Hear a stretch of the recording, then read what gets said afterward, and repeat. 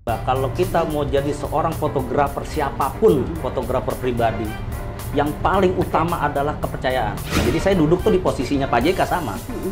Kalau nggak saya posisinya di depan, gantiin ajudan. Cuma di situ ada rasa sungkan buat saya, Mbak.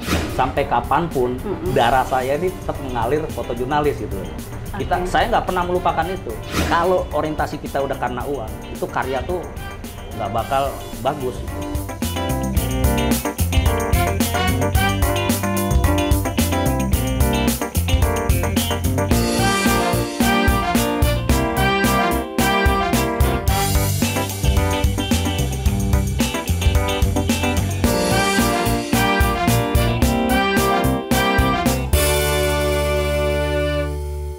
Mas Ade dan Hur, bertahun-tahun menjadi fotografer pribadi Pak JK ya.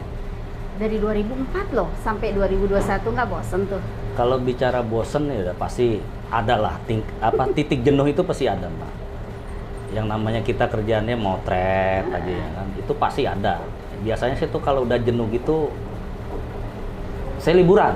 Berapa lama dikasih? Liburan, ya kalau liburan mah kita bebas lah gitu. Bisa sebulan? Nggak mungkin kita terlalu banyak lah. Jadi paling banter seminggu, apa kita liburan itu sama sekali saya nggak megang kamera, Mbak. Oh ya? Nggak megang kamera karena sayang apa? Dong, apa namanya, foto keluarga nggak dikamerain? Handphone aja. Itu yeah. kan itu untuk menghilangkan titik jenuh kita, yang namanya kita kerjanya tiap hari motret aja, ya kan. Selesai itu semua kita balik lagi, kita fresh lagi. Baik. Nah, itu akan timbul lagi nanti ide-ide itu. Baik. Tapi ide itu sebenarnya mengalir aja, Mbak. Ya. Mas Ade, kira-kira ya Pak JK tuh bisa nggak menilai Pak JK tuh senang sama Anda tuh kenapa ya? Kalau bicara senang nggak senang, intinya gimana, Mbak ya? Selama ini sih nggak ada masalah, Ada Mbak. perasaan apa gitu? Maksudnya kira-kira ya, orang kan menyukai kerja orang. Betul. Ya mungkin sampai bertahun-tahun loh, nggak lepas. Satu, kalau bicara ini Pak JK dan keluarga itu kan udah tahu lah karya-karya saya kan, karena Pak JK dan keluarga itu kan suka lihat karya-karya saya. Mereka puas dengan karya saya, bagus apa. Sama yang tadi saya bilang, kepercayaan itu harus dipegang. Ada sesuatu yang memang kita harus pegang, sampai kapanpun kita harus pegang gitu, nggak boleh kemana-mana. Jadi sekecil apapun nih sekecil rahasianya apapun, gitu loh. dipegang ya. Betul. Kartunya ada di Mas Ade Jadi ya. buat teman-teman juga mungkin yang memang nanti mau terjun sama seperti saya, jadi fotografer pribadi, siapapun lah, intinya kepercayaan. Tuh. Intinya kepercayaan, dan satu, jangan karena uang. Ya memang kita nggak munafik, kita cari uang. Gitu. Tapi itu akan datang sendiri nanti. Tapi kayaknya perlu bantuan Mas Ade deh, teman-teman. Bantuan apa nih, Mbak? Karena Mas Ade juga ditolong juga kan tadi sama Pak siapa? Yadi. Pak Yadi, orang kepercayaan. Saat ini Mas Ade menjadi orang kepercayaannya Pak JK gitu loh. Mas Ade mungkin kalau ada niatan nih, saya mungkin mau pensiun misalnya, ada nggak ini seperti itu? Atau nanti saya mau buat atau mungkin sampai mati inilah profesi banyak saya. kok, Mbak. Saya pernah ngasih tahu juga ke teman-teman, kalau dekat dengan sesuatu, maksudnya dekat dengan bos A, bos B, bos C, jangan karena kita dekat kan. Selalu ngomongin masalah uang, Mbak. Karena ini racunnya di sini. Racunnya tuh di situ ya. Saya pribadi jujur nggak munafik sama uang gitu loh. Cuma ada batasan-batasan yang memang harus kita jaga. Gitu. Kita dekat sama si A, kita udah dipercaya, kita pegang. Kalau bicara rezeki itu akan datang sendiri kok nanti gitu. Kita udah pegang kepercayaan.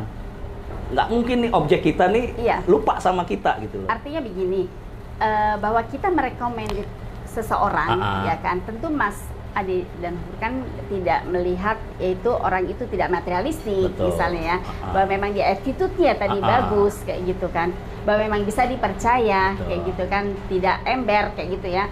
Tentu itu bisa direkomendit dong kepada Bapak. Bisa. Cuma apa namanya, kita menyeleksi orang itu juga kan harus hati-hati, Mbak.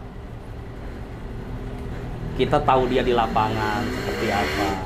Ntar kalau kita rekomendasikan dia ke sini, ada sih teman yang saya gituin.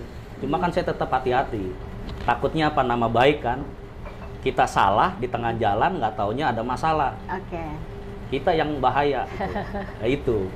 Tapi alhamdulillah teman-teman fotografer jurnalis bagus-bagus semua kok, Mbak. Alhamdulillah ya. Mas, apa sih perbedaannya nih sebagai fotografer kepresidenan ya, lalu dengan fotografer pribadi seorang JK? Kalau fotografer kepresidenan itu, kalau di istana kan fotografer istana wakil presiden ya, mereka itu kan cenderung pegawai kan, PNS kan. Kalau saya kan jatuhnya bicara pribadi. PNS berarti sesuai dengan golongan juga nih? Betul. Artinya mereka lulus apa, lulus apa? Baik, okay. Nah kalau saya ini kan cenderung ke fotografer pribadi. Ya kan, kalau udah bicara pribadi kan kemanapun Pak JK, entah di rumah, entah sama keluarga, ya kita harus siap gitu loh. Kalau mereka kan ya ada jam kerja lah gitu loh. Kalau ini malah justru itu ya dukanya kita ya itu waktu kita tak terhingga gitu, tak terbatas. Ngikutin waktunya Pak JK. Objek kita istirahat ya udah disitulah kita istirahat. Lebih banyak motret, diam atau bersenang-senang atau apa gitu? Tergantung kegiatan, Mbak. Saya ini kan yang tadi saya bilang, saya ini kan lebih senang motret itu kalau yang ada tantangannya. Cuma misalkan kayak objek saya ada kegiatan seminar atau apa, nah, itu saya udah agak ini tuh, saya kasih temen.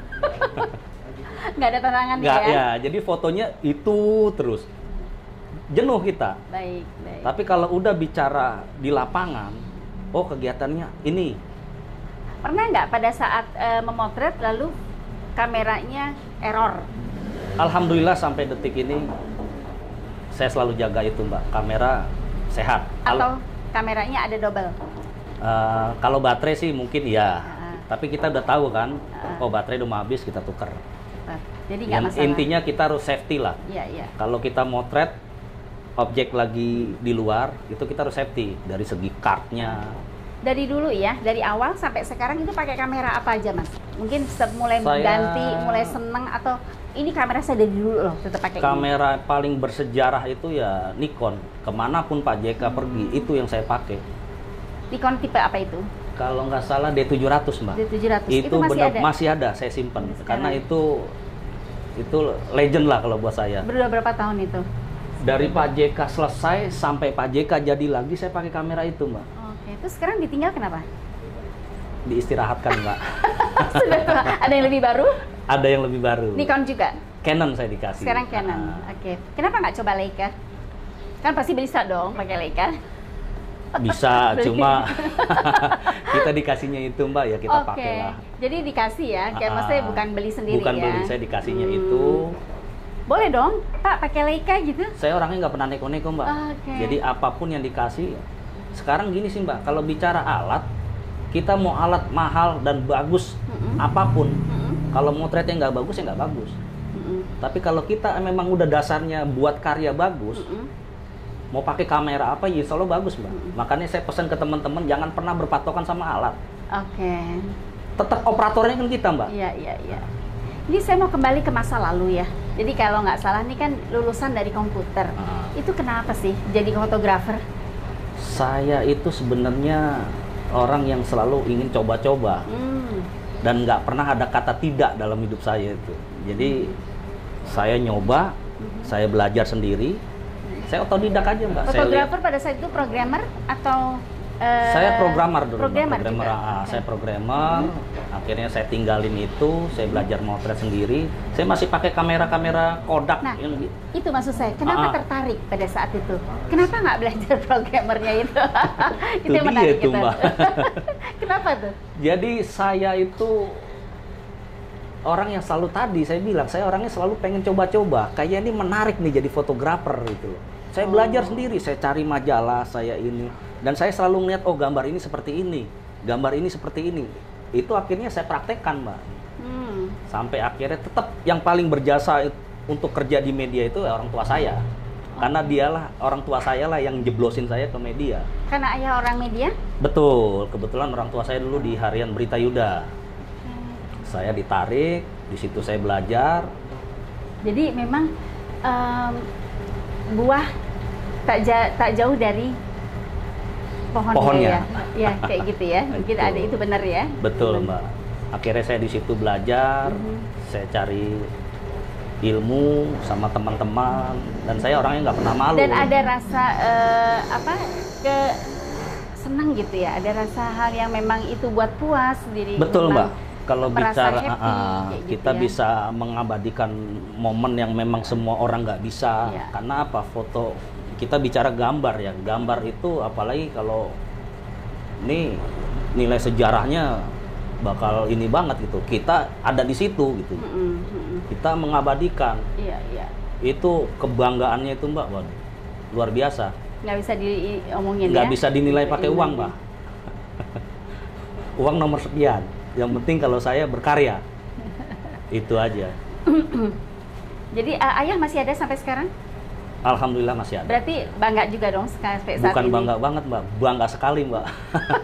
Tahu saya sama Pak JK, itu nggak ada kepikiran saya tuh bisa di istana. Dulu kalau lewat ini, wah istana ini, nggak tahu saya ada di dalam. Tahu-tahu ya, jadi semua itu mengalir begitu ya aja ya. Itu garis tangan Mbak. Ataukah memang sebagai seorang Jawa, ini kan beda banget ya. Betul. Pak JK seorang Sulawesi ya, di Sulawesi dan lebih belak-belakan. Betul. Ataukah seorang Jawa yang memang Jawani itu, apakah memang seperti itu kira-kira? Ya nggak juga sih Mbak, di situ juga banyak kok Mbak orang ya karena memang saya udah dipercaya, saya bisa jaga. Kuncinya dipercaya. Kepercayaan Mbak kuncinya. Makanya saya selalu ngingetin ke teman-teman dimanapun saya ngobrol itu sama teman-teman, kalau kamu jadi di istana, pegang itu kepercayaan. Mungkin ini bisa buat juga filosofis hidup ya. Betul. Tidak harus di istana saja, bahwa kita memang harus menjadi orang yang bisa betul dipercaya. sekali Mbak. Kalau kita mau jadi seorang fotografer siapapun, fotografer pribadi, yang paling utama adalah kepercayaan. Ya kan, kita nggak tahu kita punya bos, dia lagi sama siapa, kita foto, disuruh fotoin, kita sebar, hancur karir dia kan. Baik. Padahal dia udah bilang jangan disebar, tapi kita ngeyel nih, kita sebar. Nah, karir kita juga hancur. Baik, Mas Ade Danhur, maunya harusnya pakai Ade Danhur ya, nggak boleh Ade. Baik, Mas Ade Danhur, kira-kira sampai sekarang ini ada nggak momen yang memang saya ingin motret Pak JK tapi belum ketemu sampai sekarang ini, belum dapat? Ada nggak? Itu waktu periode 2014-2019, itu saya udah diomongin sama anak, saya komunikasi sama anaknya Pak JK, Pak, saya mau motret Bapak di dalam mobil keras, dalam arti mobil keras itu mobil dinas. Udah diizinin, saya udah ngomong sama, jadi saya duduk tuh di posisinya Pak JK sama. Kalau nggak saya posisinya di depan, gantiin ajudan. Cuma di situ ada rasa sungkan buat saya, Mbak. Saya geser posisinya ajudan gitu loh. Udah sudah permit sama ajudan? Udah ngomong, cuma kan tetap aja saya merasa grogi ya? Aduh. Akhirnya nggak jadi saya Mbak, saya mundur. Apakah karena itu filosofinya orang Jawa ya, kadang-kadang ada merasa nggak enak, padahal mungkin nggak usah gitu juga. Karena ini prosesnya panjang banget Mbak, saya harus ngelobi, karena ini kan beda nih, mobil dinas begini kan nggak sembarang orang Mbak. Akhirnya saya paling bisa motret kalau lagi di bis, Bapak pakai bis, itu saya di depan. Sampai sekarang belum bisa. Kalau yang mobil dinas itu sampai sekarang Mbak. Masihkah bermimpi untuk bisa? Kalau sekarang itu? Ini ya udah beda lah Mbak. Nilai ininya tuh lebih waktu menjabat. Oke. Karena itu, iya. Wah itu kalau dapat itu mungkin saya satu-satunya di Indonesia yang bisa motret langsung. Ada nggak foto yang memang tidak dipunyai orang dan satu-satunya? Ada? Banyak Mbak sebenarnya Mbak. Oke, memang nggak bisa diiniin. Karena memang kesehariannya. Makanya tadi itu saya bilang, kalau kita motret jadi seorang fotografer pribadi itu, kita harus pasti beda dari yang lain. Kalau fotonya sama teman-teman jurnalis yang lain, ya percuma. Betul. Nah, apa mimpi ke depan yang memang belum menjadi kenyataan dan ingin bisa menjadi nyata itu apa? Insya Allah saya mau buat buku lagi. Itu kalau judul kan mengalir Mbak. Tergantung materi. Tergantung materi. Buku tentang COVID ini kan, Pak JK dan PMI dan Dewan Masjid. Rencananya sih seperti itu ke depan. Dan ini sudah 2 tahun ya COVID. 2 tahun. Dan ini sudah dikumpulkan foto-fotonya? Udah sebagian. Cuma materinya karena masih kurang.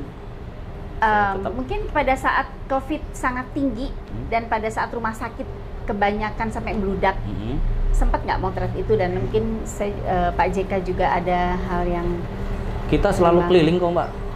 Jadi Pak JK ini mungkin pas waktu COVID besar-besarnya di Indonesia ini awal-awal itu ya saya ngelihat kayaknya cuma Pak JK doang yang berani keluar, karena sebagai seorang ketua Palang Merah Indonesia kan komandannya gitu loh. Itulah hebatnya Pak JK. Ngobrol, Pak nggak takut Pak? Nggak ada istilah itu Mbak, karena dia panglima perangnya kan.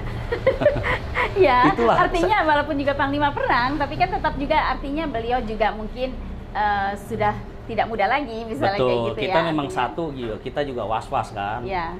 Sekarang atau Mas sendiri yang was-was malahan ya, sebetulnya? Pribadi jujur iya, tapi karena kita lihat panglima kita keluar, ya mau nggak mau kita harus ngedampingin. Tapi nggak terkena kan sampai sekarang? Alhamdulillah Mbak. Nggak. Sampai detik ini Allah masih kasih sehat terus. Ya, amin. Oke. Nah ini sekarang udah tidak menjabat lagi Pak JK. Mungkin lebih kesehariannya apakah lebih sibuk dari yang dulu atau? Wah lebih parah Mbak. Karena nanganin dua ini kan. Palang Merah Indonesia sama Dewan Masjid. Itu kita selalu keliling terus. Nah Dewan Masjid ini ngapain nih? Dewan Masjid kan kita banyak Mbak kegiatan-kegiatan apa namanya? Itu seluruh Indonesia? Seluruh Indonesia Mbak. Ngapain tuh biasanya kegiatan? Ya ini aja memberikan Mbak. Apa lalu apa gitu supaya jadi, mungkin teman-teman tahu ya yang bisa ini. Kalau Palang Merah kan udah pasti ya. Kayak sekarang ini kan kita lagi fokus Dewan Masjid ini pembangunan Museum Rasulullah. Di Ancol. Di Ancol ya, ya saya udah dengar. Jadi museum terbesar setelah di luar Arab Saudi Mbak ya. Nah ini ada di Ancol. Nah itu lagi proses itu. Sama juga Pak JK kan sosialisasi ke masjid-masjid yang memang di bawah. Bukannya udah dibuka ya itu? Kalau nggak salah itu di bulan Februari atau saya pernah baca itu. Yang museum itu, betul. Cuma karena kondisi sekarang lagi COVID ini kan. Ya, dan ternyata belum ya, kita juga masih mau proses kan. Itu mirip yang ada di pada saat bukan di Madinah, tapi di Mekah. Di Mekah, betul. Ya, ada Museum Rasulullah itu. Jadi sejarah-sejarahnya. Sejarah Islam. Jadi apakah itu seperti replikanya yang dari sana?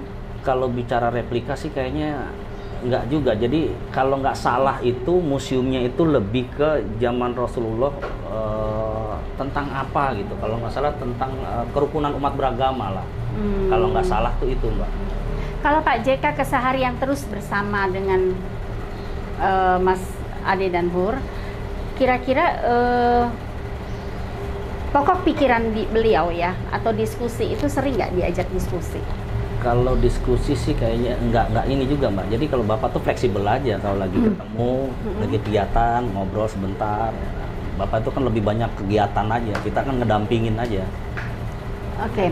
Pada saat apa? Jadi artinya nih bisa diceritakan nggak dari jam berapa sampai Bapak ngapain itu boleh nggak? Ngapain aja sih? Pengen tahu nih. Ya kalau nggak ada kegiatan ya otomatis Bapak sama keluarga. Ikutan juga? Enggak. Sama keluarga? Enggak lah. Kali motret sama keluarganya? Enggak. Bapak di dalam sama keluarga. Kita udah tahu jadwal, misalkan jam 10 ada kegiatan, kita jalan. Oke. Ntar sampai jam berapa, kegiatan berikutnya di mana, kita balik lagi.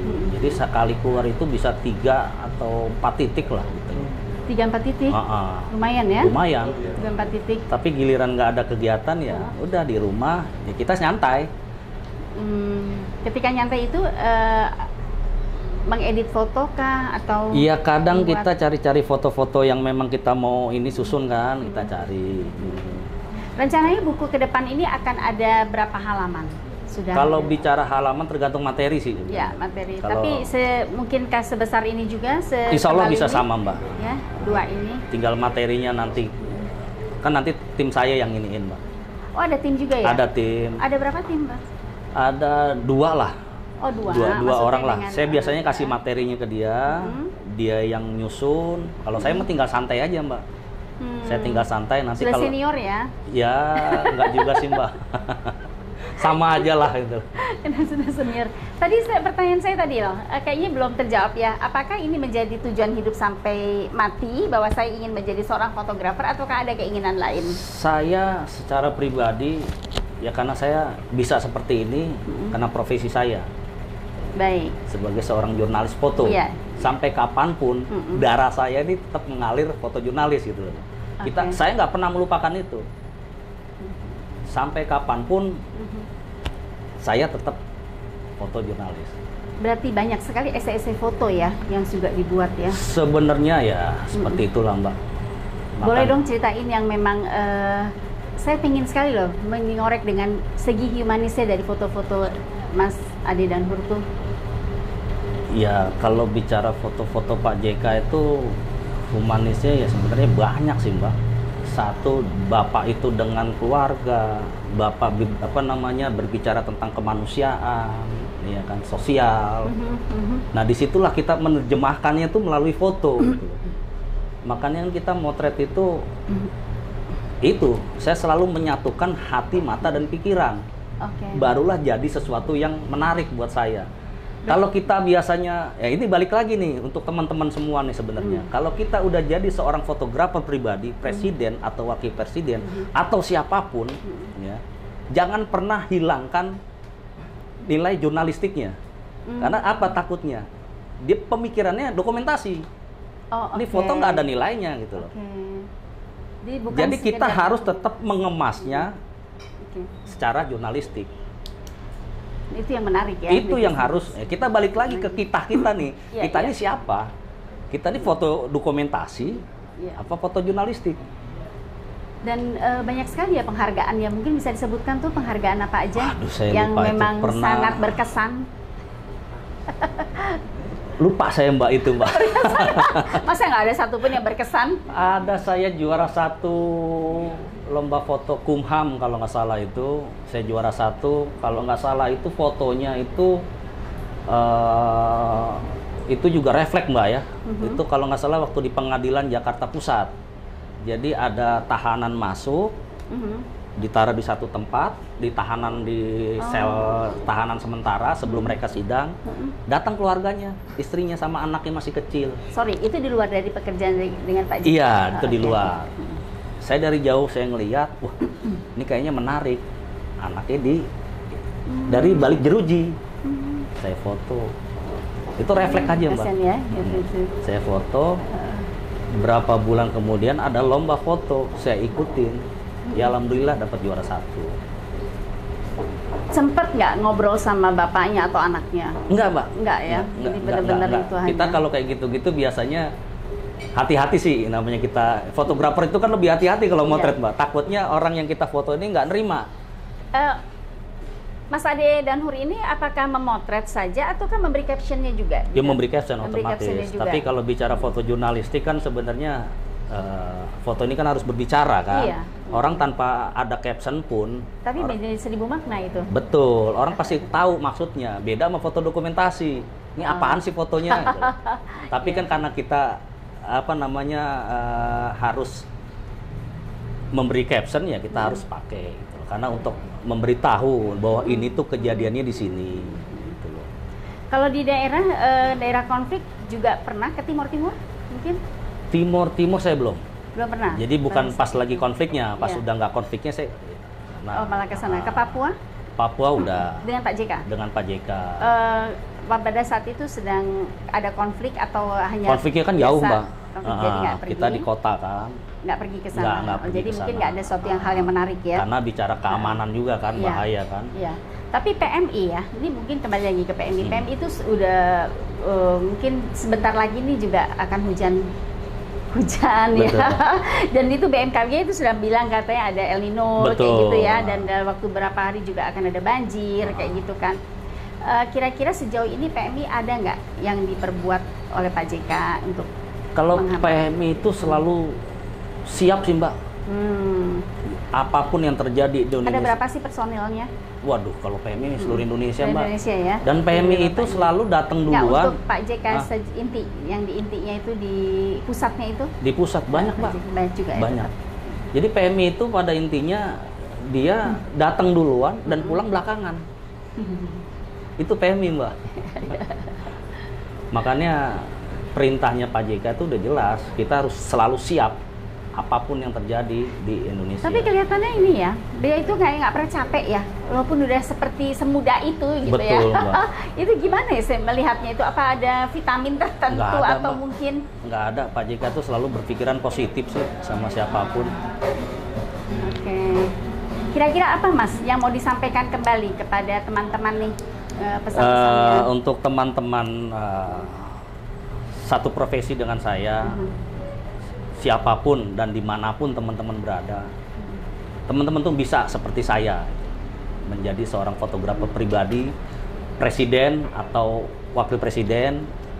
Yang penting tetap niat kita dari awal tuh apa. Kalau kita orientasinya, ya kita nggak munafik, kita cari uang.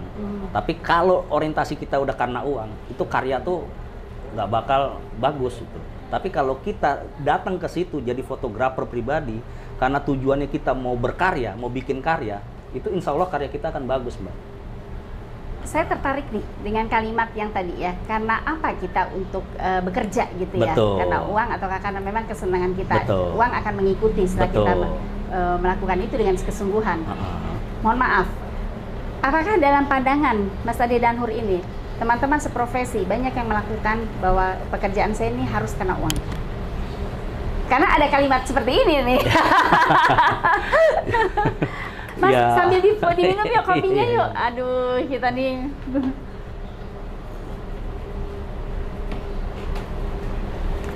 Ya dibilang banyak ya Mbak bisa nilai sendirilah gitu loh. Saya nggak bisa jawab kalau itu, Mbak. Saya belum tahu nih.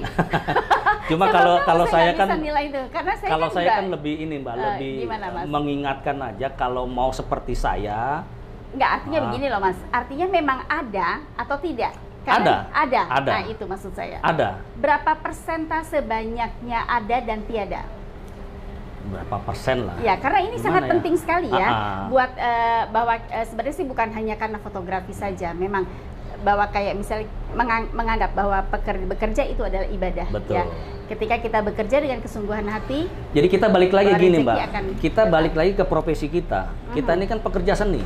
Fotojurnalis itu kan seni juga, Mbak. Iya, Iya iya. kan? Karena dia nggak bisa diatur ya. Betul. Gitu, Kita nggak bisa diatur. Kita ini orang yang memang orang berkarya lah Berkarya, gitu, betul. melalui foto jurnalistik. Betul, betul.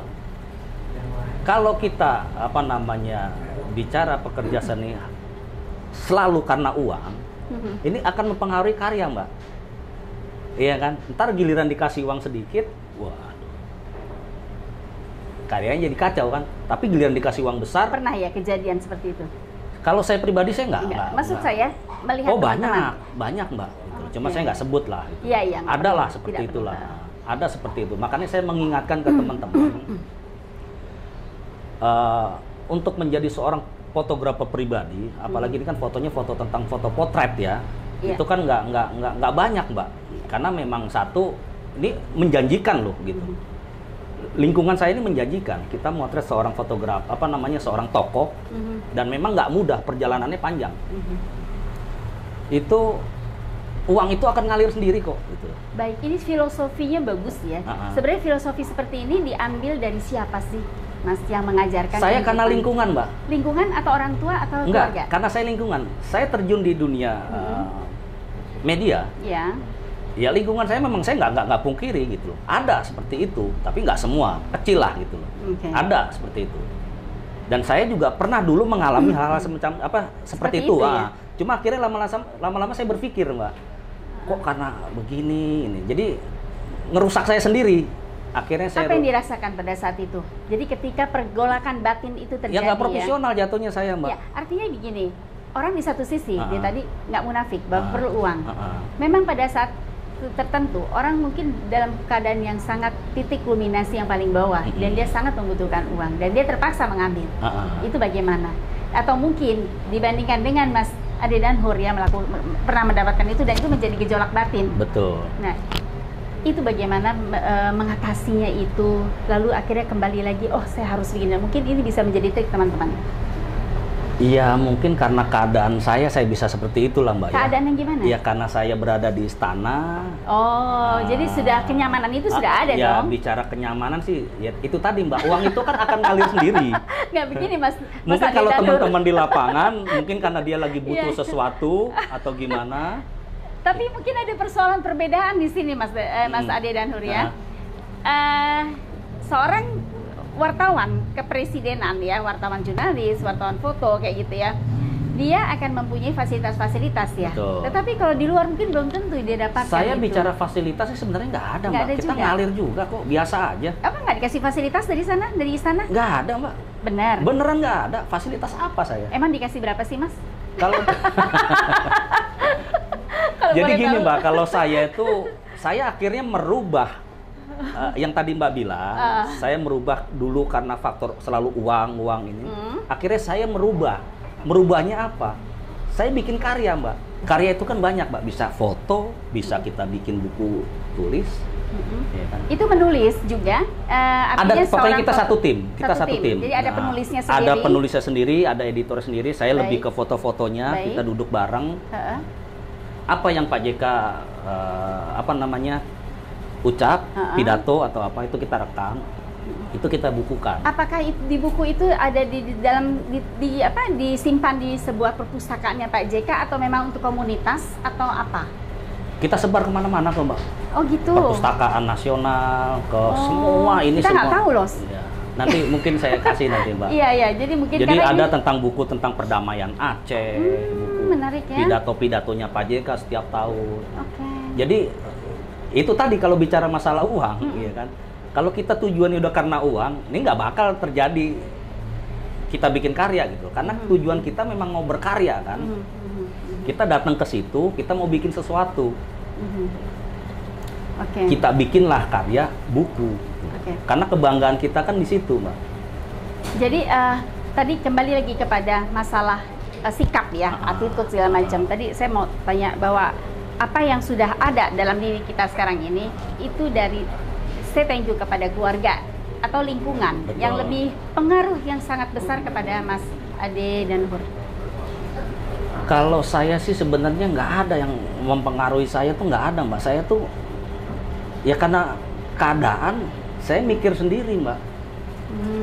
Saya selalu apa-apa tuh saya selalu mikir kok jadi begini, gitu kok ya? begini. Makanya sampai putih ya rambutnya. Pikir terus. Dan saya selalu orangnya gitu Mbak. Saya kalau melihat sesuatu yang nggak ini, waduh kayaknya nggak beres nih, mendingan kita bikin beginilah gitu. Oke, kalau melihat situasi dan kondisi sekarang Indonesia nih, terlepas dari Pak JK, secara pribadi, bagaimana? Apanya tuh Mbak? Melihat kita ya, kan tadi kan Pak JK selalu menginikan dengan keharmonisan ya, keharmonisan dari suku bangsa, lalu keharmonisan dari untuk membuat suku-suku beragama atau agama-agama supaya tidak bertengkar kayak gitu ya. Tapi kan keadaan Indonesia kan mungkin ada yang dinamis ya dengan keadaan sekarang ini, lalu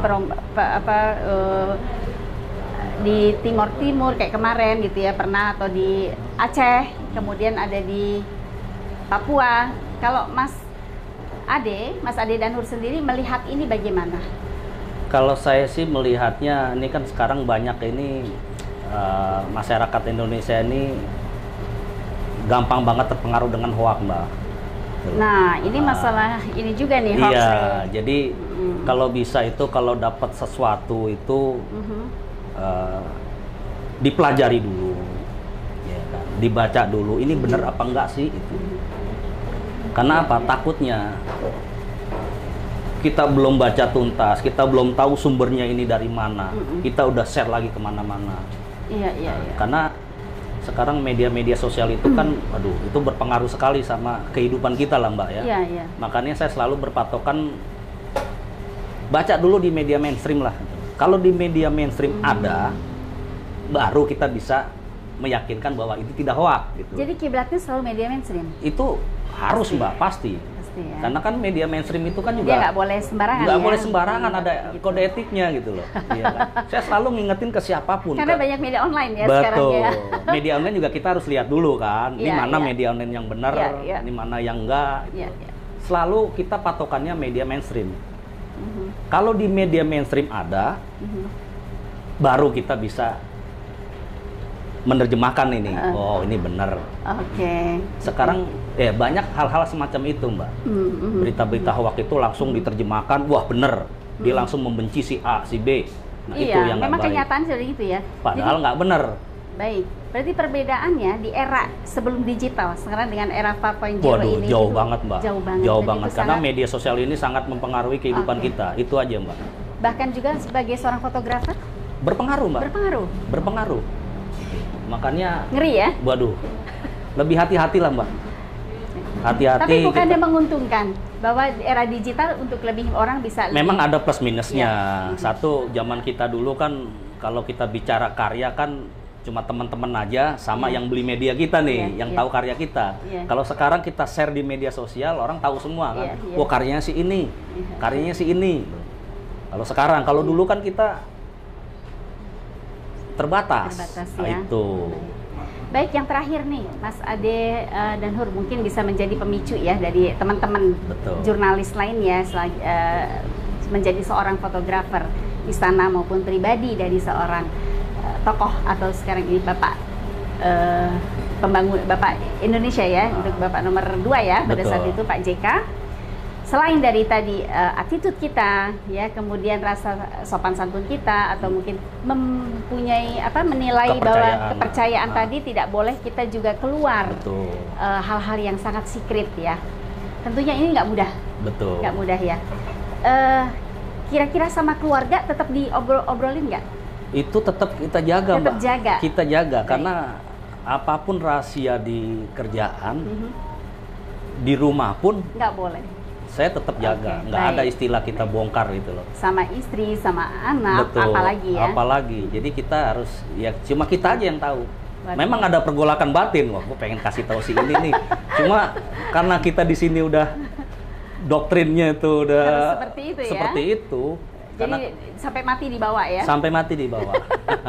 Baik, kira-kira perjalanan karir seorang fotografer handal ya, handal Indonesian ya, sebagai Pak Mas Ade dan Hur ini ya, mungkin kita bisa cermati dan kita bisa ikuti apa yang menjadi filosofis hidupnya. Itu sangat berarti buat kita semua ya. Dan harapannya ya Mas ya, mudah-mudahan fotografer kita tetap tumbuh menjadi seorang fotografi jurnalistik itu tadi ya, yang tidak melihat semua itu dari kacamata uang ya, tetapi juga lebih kepada nurani ya. Nurani untuk bisa terus berkarya. Itu tadi kita sudah berbincang-bincang bersama dengan Mas Ade dan Hur sebagai foto jurnalistik Indonesia, foto di kepresidenan dan foto pribadi Pak JK. Terima kasih banyak Mas atas inspirasinya, atas sharingnya bersama kita di siang hari ini. Ngopi di halaman.